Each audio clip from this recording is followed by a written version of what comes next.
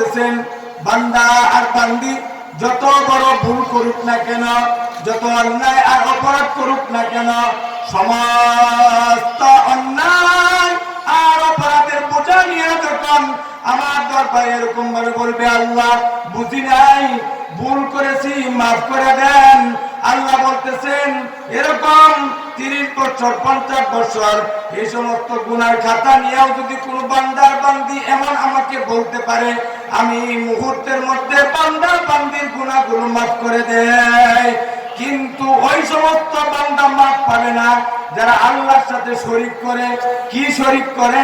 বলেন যে এতদিন হুজুরদের কাছে দোয়া চেয়েছি, হুজুররা দোয়া করলো, হুসাইনি সাহেবের কাছে দোয়া চেয়েছি, দোয়া কবুল হয় নাই, মাদ্রাসার ছাত্রীদেরকে দিয়ে দোয়া করাইছে, দোয়া কবুল হয় নাই, এখন সব বাদ দিয়ে গেলাম অমুক বাবার দরবারে।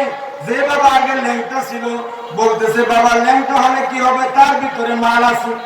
এখন এক হুজুর এই কথা শোনার পরে বলল, হুজুর বলতেছে তোর বাবা কি আছে না আছে সব তো বাইর করে দিচ্ছে। না হুজুর, আপনি বুঝেন নাই, আপনারা শরীয়তের হুজুর তো, আপনারা মারিফাত সম্পর্কে জানেন না। এই বাটপার গোয়াবার জবাব দিতে গেলে কিছু কথা বলতে হয়। কেমন কথা? আপনার সামনে আমার সামনে কোন ব্যক্তি যদি বলে, রে ভাই ও বোনেরা, আমার কাছে দই আছে, মাখন আছে, কিন্তু এই দই আর মাখন দুধ ছাড়া। অন্য কোন লোক যদি এরকম ব্যাকল হয়ে থাকে, সে বলবে, ভাই ভাই ভাই ভাই দাঁড়ান দাঁড়ান, আপনি কেমন মাথা বেছেন, কেমন ঘি বেছেন, এটা দুধ ছাড়া বানাইছেন, আসেন তো দেখি এটা দুধ ছাড়া কিভাবে বানাইছেন। তখন দেখার পরে যদি যথাযথ দুধ ছাড়া কোন ব্যক্তি মাখন বলে, তাকে বাটপার বলবে, সিটার বলবে, অসৎ ব্যবসায়ী বলবে। এই কথা যদি আপনারা মেনে নেন, স্বীকার করেন, অথচ দুধের বেলায় মাখনের বেলায় এটা বুঝেন, কিন্তু ইসলামের বেলা আপনারা এত উদার, এত বেকল, এত আহম্মদ, এত বেকল, এত উদার, এত আহম্মদ। বন্ডরা তারা বন্ডামি করে যাচ্ছে, তারা এরকম ভাবে বিভিন্ন ধরনের বিভিন্ন খারাপ কাজ করে শরীয়তের নামে, মারিফতের নামে চালিয়ে দিচ্ছে। ভাই, শরীয়তের বিধান হলো এরকম পুরুষের টাকনুর উপরে কাপড় রাখা, এরকম মহিলাদের হলো টাকনু ডেকে রাখা। কোন ব্যক্তি যদি ল্যাংটা থাকার পরে তার ভিতরে মাল থাকে, তাহলে কুকুরের চেয়ে বড় ল্যাংটা আর অন্য কোন প্রাণীকে পাওয়া যায় না।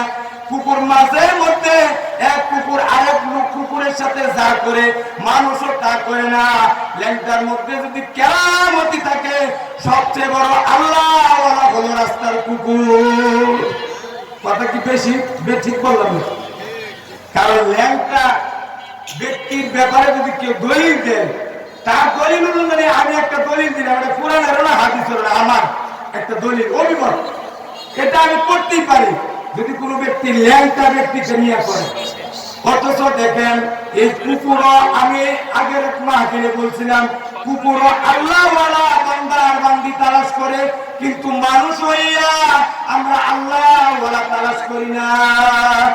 কুকুর আল্লাহওয়ালা তালাশ করে, আর এই কুকুর আল্লাহর কাছে বলে, আল্লাহ আপনার কাছে আবেদন জানাই, রাত শেষ হওয়ার পর সকাল যখন হয়ে যায়, সূর্য যখন উদিত হয়ে যায়, মাবুদ আপনার কাছে আবেদন করি, বেনামাজির কোন চেহারা যেন আমি কুকুর না দেখি। কুকুর হইয়া আল্লাহ পাকের দরবারে বেনামাজির চেহারা দেখার জন্য আল্লাহর কাছে দোয়া করে।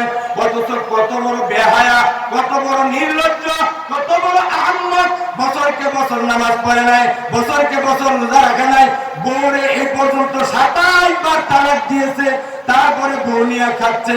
আর এমন বাটপার আর বন্ড যদি বলে আমার ভিতরে মাল আছে, আমরা মারিফতের লোক, এই শরীয়তের মোল্লারা কি বুঝে, তখন কি মন চাই না জুতাটা হাতে নিয়ে তার গালে মারি। কিন্তু মারলে মানুষ বলবে, আপনার হুজুর মানুষ, আপনার রাগ দেখেন, আপনারা দলিল একটা পাইছেন, আপনি হুজুর মানুষ, আপনার আবার রাগ আছে। এক ভাই বলতেছে, হুজুরা আবার সকালে গোসল করবো কেন? এটা কোনো জবাব আছে?